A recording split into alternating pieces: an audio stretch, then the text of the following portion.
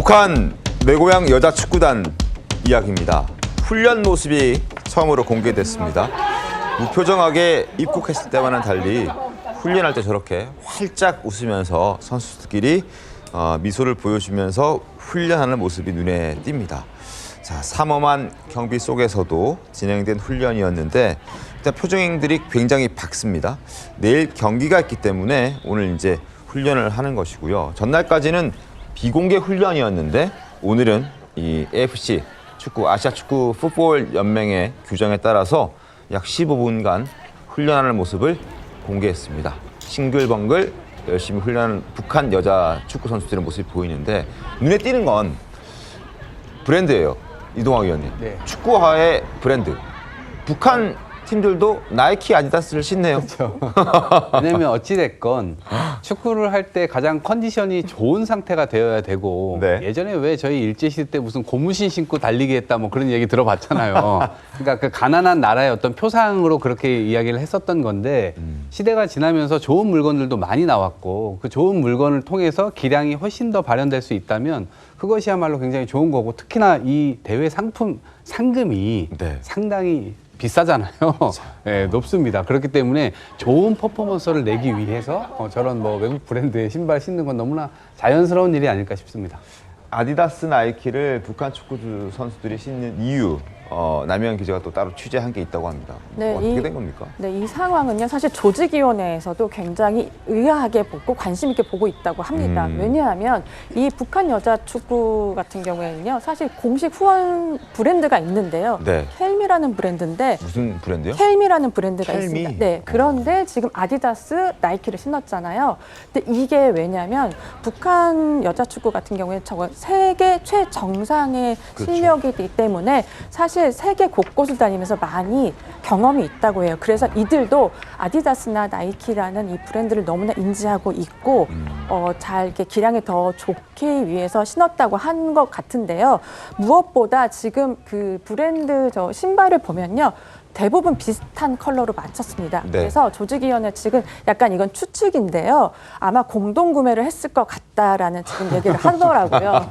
예, 지금 저렇게 보통은 다 다릅니다. 왜냐면은 각자의 네. 발 모양도 다르고 네. 또 스폰 받는 브랜드가 다 다르기 네, 때문에. 근데 지금 보면 거의 비슷하잖아요. 네. 아마 그랬을 것 같다라는 얘기가 있고요. 아무래도 조금 세계 최정상의 선수인들만큼 저런 브랜드를 선택하지 않았냐라는 얘기를 하고 있습니다. 알겠습니다. 북한 여자 축구팀은 내일 우리나라 수원 FC 위민과 4강전을 갖습니다. 화면 보시죠. 오늘이죠. 오늘입니다. 오늘 저녁 7시.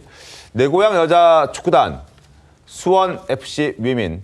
이미 조별리그에서 한 차례 만났습니다. 그때는 3대 0으로 우리가 패했는데 오늘은 과연 어떻게 될 것이냐. 이제 단기전이기 때문에 또 축구 공은 둥그니까 어떻게 될지 모릅니다. 우승 상금 한번 보시죠. 아까 이동학 위원께서 엄청난 상금이 걸려 있다라고 했는데 그러려고 나이키, 아디다스 신는 거다고 말씀해 주셨는데 어쨌든 상금 대단합니다. 우승 상금이 15억이에요. 준우승에도 7억 원을 받습니다.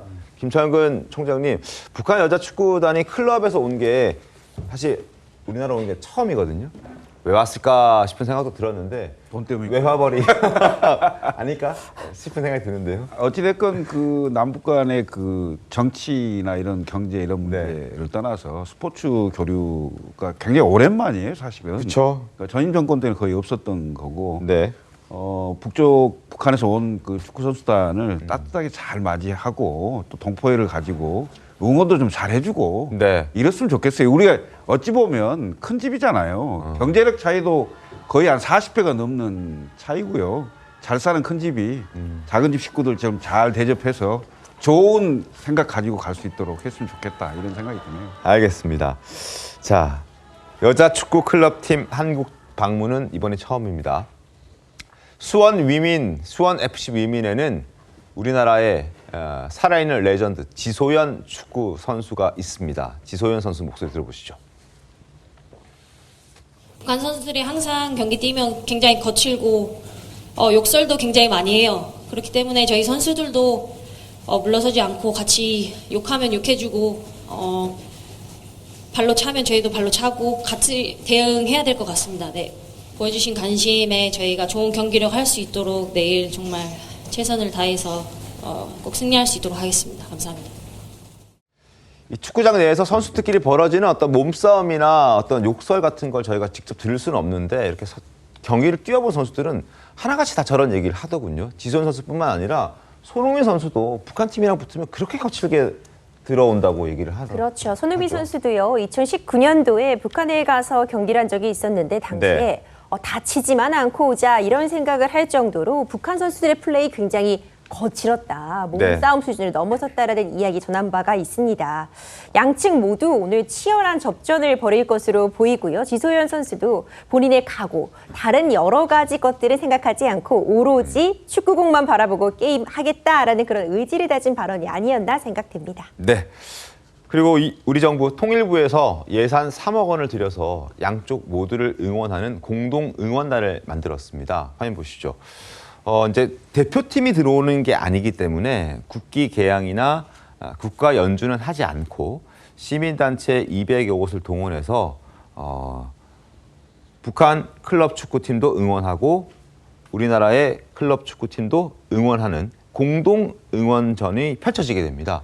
여기에 이제 통일부가 3억 원을 지원해요. 이것도 이제 약간 논란이 되긴 했었는데 어쨌든 지원하기로 했으니 잘 되길 바라는 마음입니다만 북한의 내 고향 축구팀에서는 여기에 대해서 너무나 무신경하게 대응을 해서 눈길을 또 끌었습니다. 들어보시죠. 김경영 선수의 목소리와 리유일 감독의 목소리입니다. 팀의 분위기는 아주 좋습니다. 임들과 부모 형제들의 믿음과 기대에 보답하기 위해서 우리는 전력을 다할 것입니다. 응원단에 대한 이제 그 질문은 이제 앞으로도 이제 그 비슷한 질문이 이제 나오겠는지는 모르겠는데 이제 우리가 여기 완 거는 철저하게 이제 경기를 하려고 왔습니다. 이제 응원단 문제는 뭐 저는 감독으로서 또 우리 팀 선수들이 뭘 상관할 문제는 아닙니다. 우리는 오직 경기에만 집중하겠습니다. 김철걸 총장님, 3억 원이나 들여서 이제 공동 응원단 만들었단 말입니다. 뭐 저렇게 딱딱하게 얘기할 게 아니라 그래도 고맙다 말 정도 할 수 있는 거 아닙니까?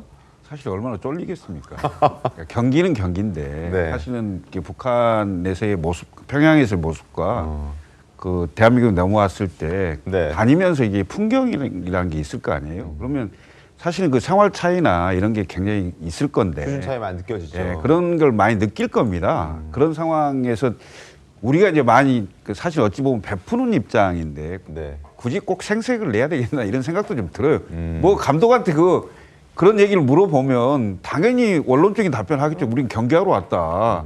마치 그런 얘기를 물어보는 게 경기 위에 답변을 해야 되는 상황이기 때문에 네. 좀 부담이 되겠죠. 부담이 됐을 것이다. 남영 기자님은 예전에 응원단도 취재해본 경험이 있으시잖아요. 네, 2003년에 대구 유니버시아드 대회 때 그 당시에 선수단 200명 그리고 응원단이 300명이 나왔었어요. 북한 응원단. 네, 그래서 직접 만나서 그때 취재를 했었는데 저는 약간 좀 놀랐던 게 그 당시엔 사실 남북 관계가 좀 좋았습니다. 화기애애하던 시절이어서 그랬는지 굉장히 발랄하고 지금과는 조금 다른 분위기였어요. 그래서 저 이렇게 응원단이 위에 상단에 있으면 제가 밑에서 매달려서 이렇게 취재를 했었는데 그 당시에 너무 인상 깊었던 게 다들 쌍꺼풀이 있었던 거예요.